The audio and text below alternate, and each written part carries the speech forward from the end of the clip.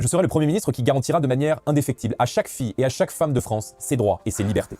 Est-ce que l'extrême droite prend vraiment un virage progressiste ? Ou est-ce que c'est encore une stratégie pour séduire encore plus d'électeurs ? Aujourd'hui, l'extrême droite s'approprie des luttes. Mais le mécanisme est toujours le même. Détourner une lutte en désignant un ennemi, puis se positionner en défenseur face à cet ennemi. Par exemple, le RN ou le collectif d'extrême droite Nemesis disent défendre les droits des femmes. Mais au lieu de s'attaquer à la cause structurelle principale des VSS qui est le patriarcat, ils accusent plutôt l'immigration. La représentation d'étrangers dans les faits de violence, c'est quelque chose qui est acté, c'est quelque chose qui touche les femmes maintenant de leurs 12 à leurs 95 ans. Pourtant, c'est faux et ça sert juste à masquer une réalité plus difficile à admettre et à combattre. Plus de 9 femmes sur 10 connaissent leur agresseur. Et dans un cas sur 2, c'est leur conjoint ou leur ex-conjoint. Autrement dit, les VSA sont majoritairement lieux dans la sphère privée. La chercheuse Sarah R. Faris appelle ça le fémonationalisme. C'est le fait d'utiliser le féminisme pour promouvoir un projet politique identitaire, raciste et islamophobe. Et si le féminisme était vraiment une priorité pour le RN, ça se verrait dans leur vote. Par exemple, lors de la constitutionnalisation de l'IVG, seulement la moitié des députés RN ont voté pour. Et même logique pour les droits des personnes LGBTQ+.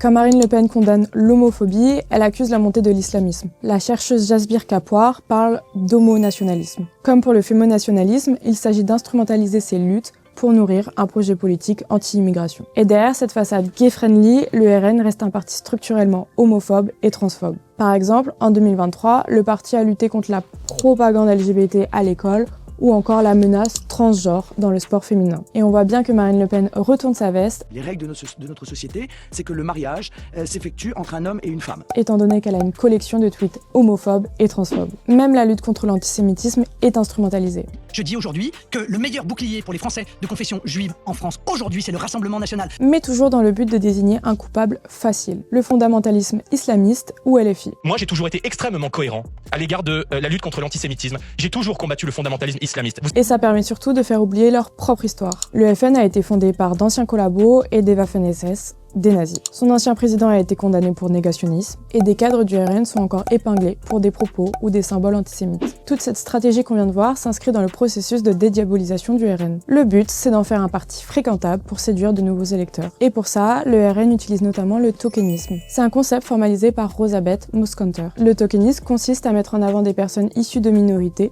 pour donner une image d'ouverture. Mais tout ça sans jamais remettre en cause le système. Le RN serait le parti qui a le plus d'homos assumés. Mais pourtant, on l'a vu, le parti était et reste structurellement homophobe et transphobe. Donc non, ce n'est pas un virage progressiste, c'est juste une stratégie politique.